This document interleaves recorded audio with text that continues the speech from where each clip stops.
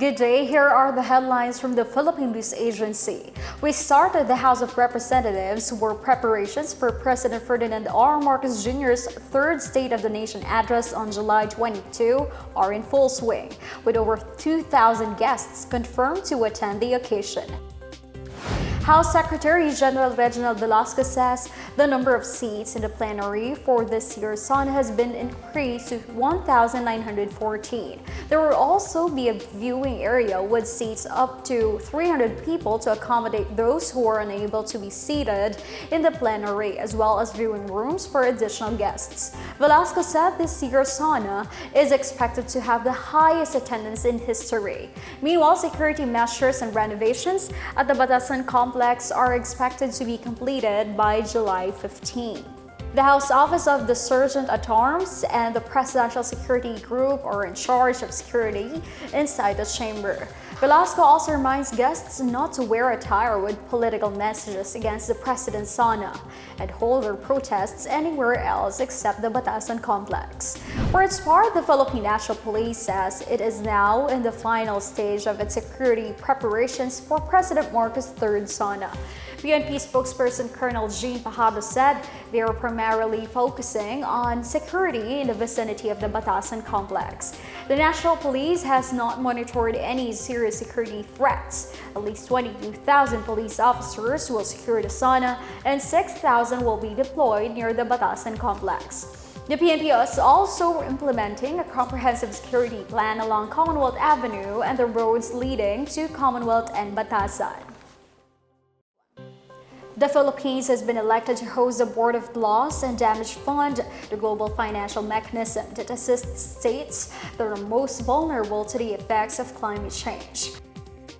President Ferdinand R. Marcos Jr. announced that the country won its bid against 7 other contenders during the second LDB meeting in Songdo, South Korea on July 9.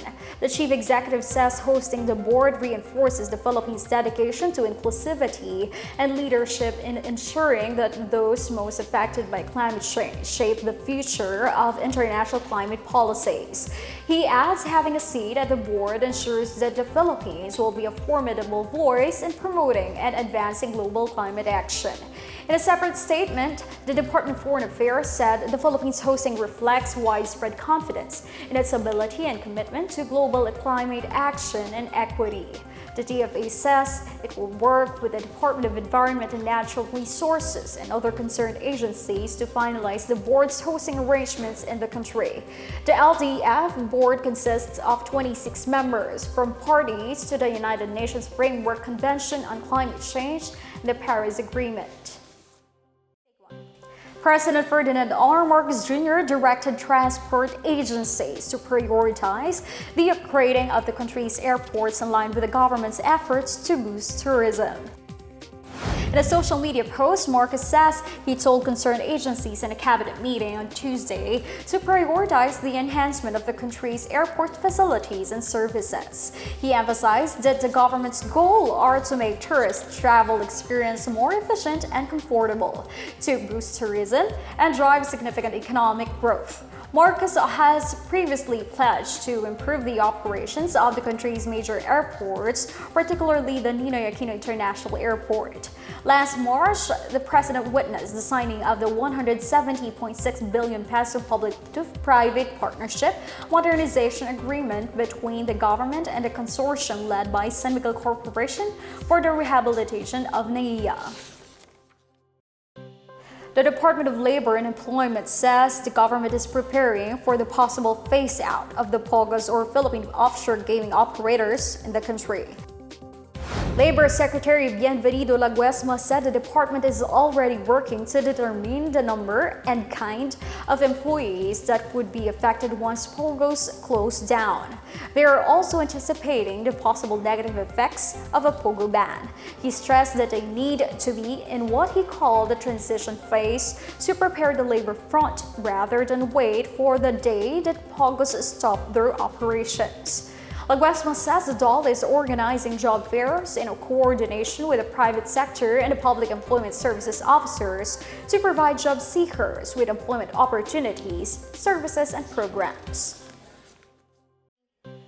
The government has exceeded its efforts to provide land to the country's farmers, with land distribution jumping to 743% since the start of the Marcos administration on July 2022. Data from the Department of Agrarian Reform showed that the government has distributed over 131,000 land titles, equivalent to over 157,000 hectares. These were given to at least 133,000 agrarian reform beneficiaries in the first 2 years of the Marcos administration. This was a huge jump from the 17,640 land titles distributed from March 2021 to June 2022. In Tuesday's pre-State of the Nation address briefing, DAR Secretary Conrado Estrella III says they exceeded the target imposed by Congress, 50,000 land titles for 2023, hitting as high as nearly 69,900 land titles awarded nationwide. For 2024, the department aims to distribute 100,000 land titles, with 42,000 titles already awarded.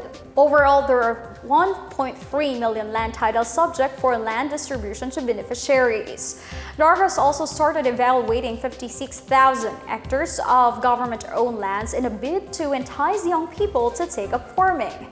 Meanwhile, Australia emphasized that DAR is also involved in other forms of support for beneficiaries in the form of farm-to-market roads, irrigation projects, and distribution of machinery, among others. And that's the latest and the biggest stories on the PNA Headlines. For more news updates, please visit our website, pna.gov.ph, or our Facebook and X account, Philippine News Agency. The PNA Headlines is also streamed by the Servicio Facebook page. You may also watch the PNA Headlines through the Philippine News Agency's YouTube account and via the News and Information Bureau website, nib.gov.ph, under PNA News. I am Stephanie Civiliano, and this is the PNA Headlines, bringing stories that unite the nation.